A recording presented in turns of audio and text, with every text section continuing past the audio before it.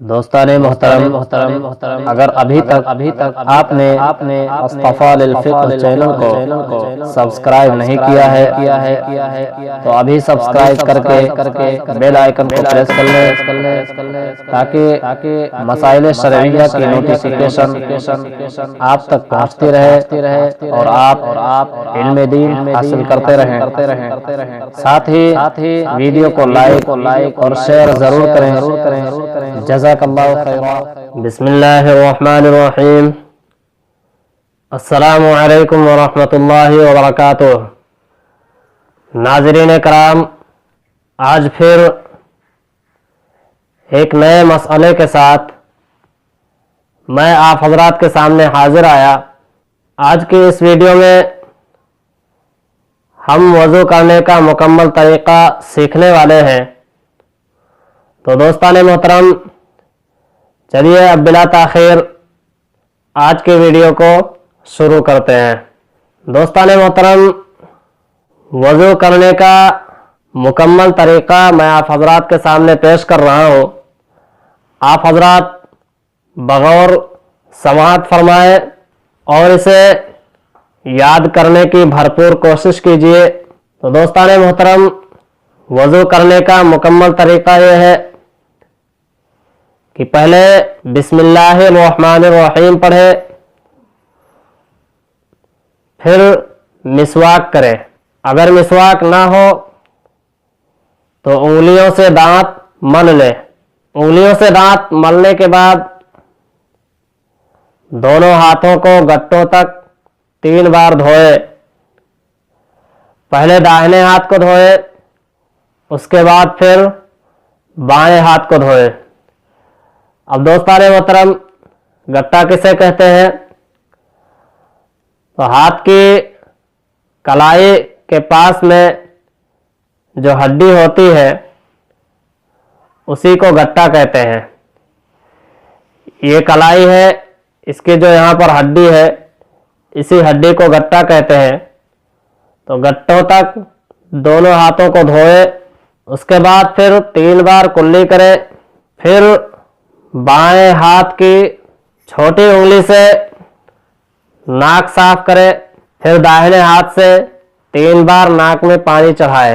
दोस्ताने मोहतरम, नाक में पानी बहुत सारे लोग इस तरीके से चढ़ाते हैं कि पानी सिर्फ यहाँ तक पहुँचता है, यहाँ पहुँचने के बाद फिर वापस हो जाता है।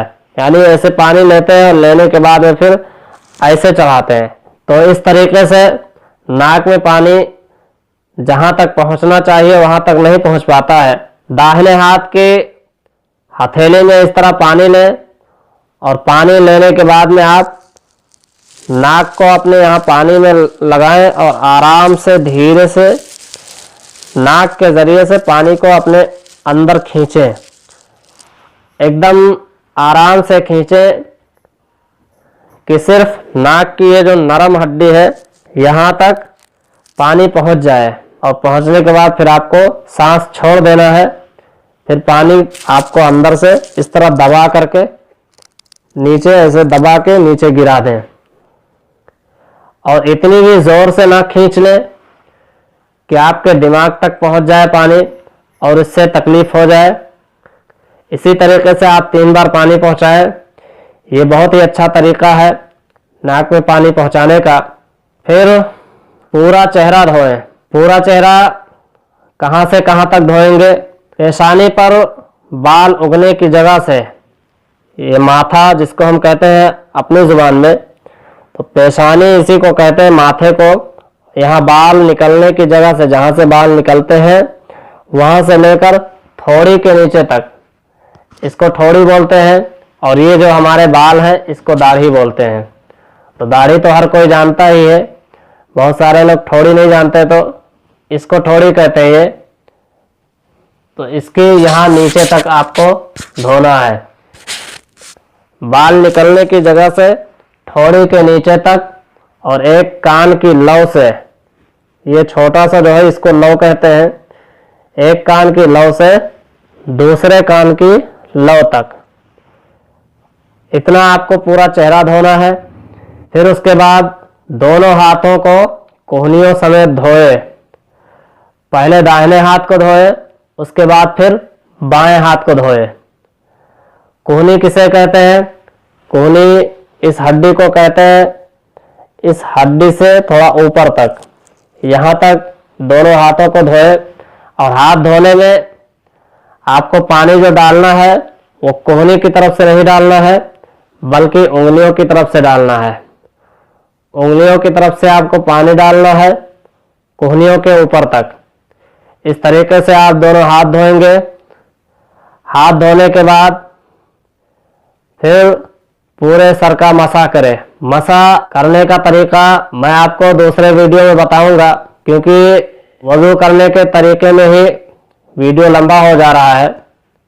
पूरे सर का मसा करने के बाद दोनों कानों का मसा करना है, फिर गर्दन का मसा करें।